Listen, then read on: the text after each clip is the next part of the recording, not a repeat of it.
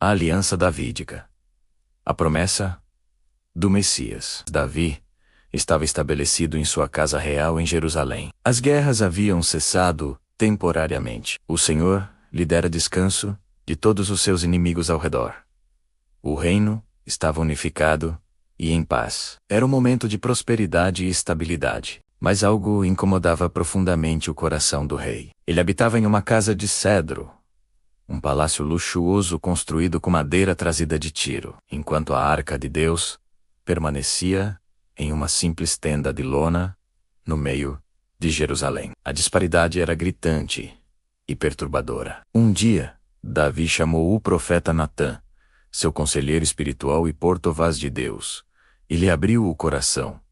Vê agora, eu moro em casa de cedros, mas a arca de Deus se acha numa tenda.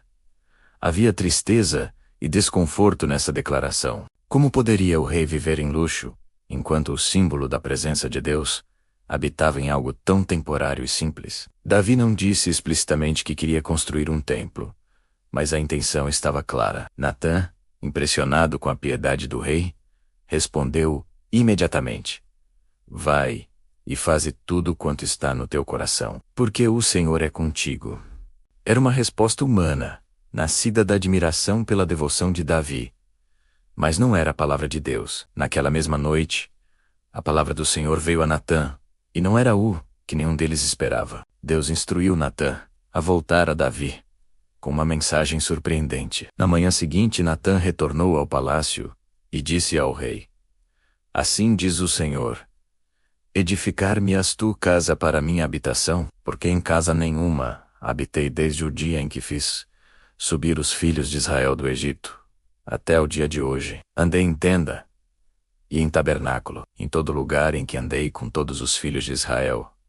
Falei porventura alguma palavra com alguma das tribos de Israel, a quem mandei apacentar o meu povo de Israel, dizendo: Por que não me edificais uma casa de cedros? Deus estava deixando claro que nunca havia pedido um templo.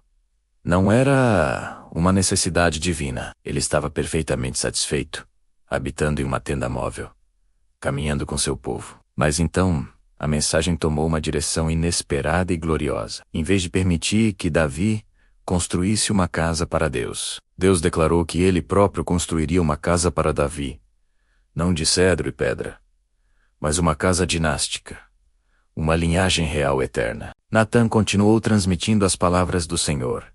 Assim diz o Senhor dos Exércitos: Tomei-te da malhada, de detrás das ovelhas, para que fosses o soberano sobre o meu povo, sobre Israel. Fui contigo por onde quer que andaste.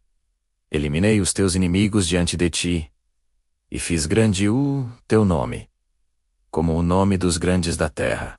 Deus estava relembrando Davi de sua jornada, do campo de pastagem ao trono. Cada passo havia sido guiado, cada vitória concedida, cada inimigo derrotado pela mão divina. Mas o que viria a seguir era ainda mais extraordinário. Quando teus dias se cumprirem, e descansares com teus pais, levantarei depois de ti o teu descendente que procederá de ti, e estabelecerei o seu reino. Este edificará uma casa ao meu nome, e eu estabelecerei para sempre o trono do seu reino. Eu lhe serei por pai, e ele me será por filho. Se vier a transgredir, castigá-lo-ei com varas de homens e com açoites de filhos de homens. Mas a minha misericórdia não se apartará dele, como a retirei de Saul, a quem tirei de diante de ti. Porém a tua casa e o teu reino serão firmados para sempre diante de ti. Teu trono será estabelecido para sempre.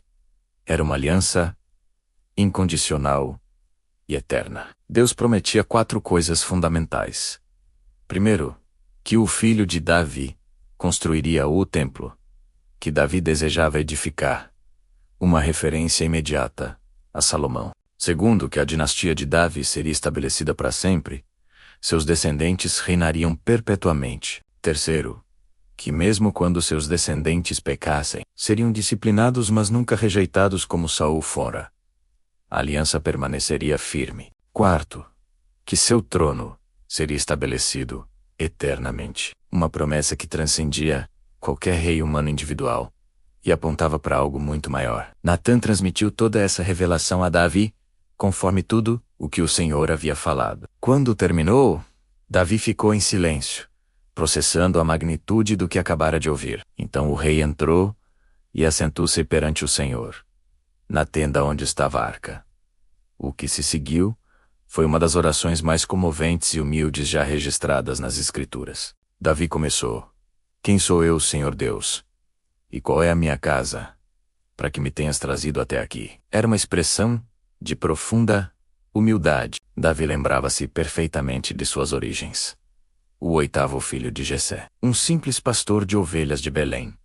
Esquecido até mesmo quando Samuel veio ungir um rei. Cada passo de sua jornada havia sido graça divina. E agora, além de tudo o que Deus já havia feito por ele, vinha essa promessa extraordinária sobre o futuro distante. Davi continuou: Ainda isso foi pouco aos teus olhos, Senhor Deus, pois também falaste da casa de teu servo para tempos distantes.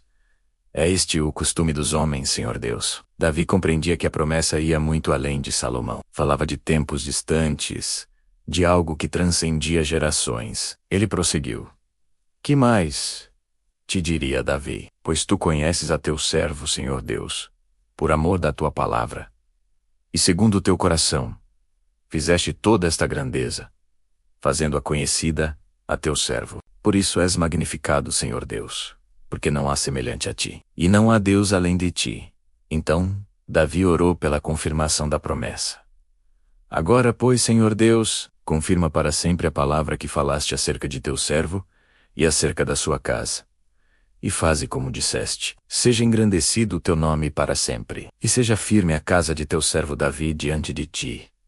Não era uma oração pedindo bênçãos materiais ou vitórias militares. Era simplesmente um pedido de que Deus cumprisse o que havia prometido, que sua palavra se estabelecesse. A aliança davídica tornou-se o fundamento de todas as esperanças messiânicas de Israel. Os profetas posteriores constantemente se refeririam a ela. Isaías profetizaria sobre um filho, nascido da casa de Davi, cujo reino não teria fim. Jeremias falaria de um renovo justo levantado para Davi, que executaria juízo e justiça na terra. Ezequiel prometeria que Davi, meu servo, seria príncipe para sempre. Amós declararia que Deus levantaria o tabernáculo caído de Davi. Quando os reinos de Israel e Judá caíram, quando Jerusalém foi destruída, quando o templo de Salomão foi queimado, quando os descendentes de Davi foram levados cativos para a Babilônia, a promessa permaneceu. Mesmo quando não havia mais rei davídico no trono, a esperança persistiu porque a palavra de Deus não falha. O povo esperava. Geração após geração, aguardavam o cumprimento final da promessa, menos um descendente de Davi, cujo reino seria verdadeiramente eterno. E séculos depois, em Belém, a mesma cidade onde Davi nascera e cuidara de ovelhas, nasceu um bebê. O anjo Gabriel anunciou a Maria: Eis que conceberás, e darás à luz um filho, a quem chamarás pelo nome de Jesus. Este será grande, e será chamado Filho do Altíssimo. O Senhor Deus lhe dará o trono de Davi, seu pai. Ele reinará para sempre sobre a casa de Jacó, e o seu reinado não terá fim. A genealogia de Jesus em Mateus começa: Livro da genealogia de Jesus Cristo, filho de Davi, filho de Abraão. Lucas confirma que José era da casa e família de Davi. Jesus era o cumprimento final da aliança davídica. Não apenas um descendente biológico, mas o Filho eterno de Deus, que assumiu carne humana, através da linhagem real. Seu reino não seria territorial ou temporal, mas espiritual e eterno. Não seria estabelecido por espada, mas por sacrifício. Não seria mantido por força militar, mas por amor redentor. O trono prometido a Davi encontraria seu cumprimento perfeito naquele que declarou: Toda autoridade me foi dada no céu e na terra. A casa que Deus construiu para Davi não era de pedra, mas de carne. Uma linhagem que culminaria no Rei dos Reis, cujo reinado jamais terminaria. A promessa feita naquela noite ao pastor que se tornou rei se cumpriu no pastor que é rei eternamente. Amanhã teremos mais um vídeo no nosso canal. Não deixe de se inscrever para não perder as novidades. Deixe uma curtida e compartilhe para nos ajudar.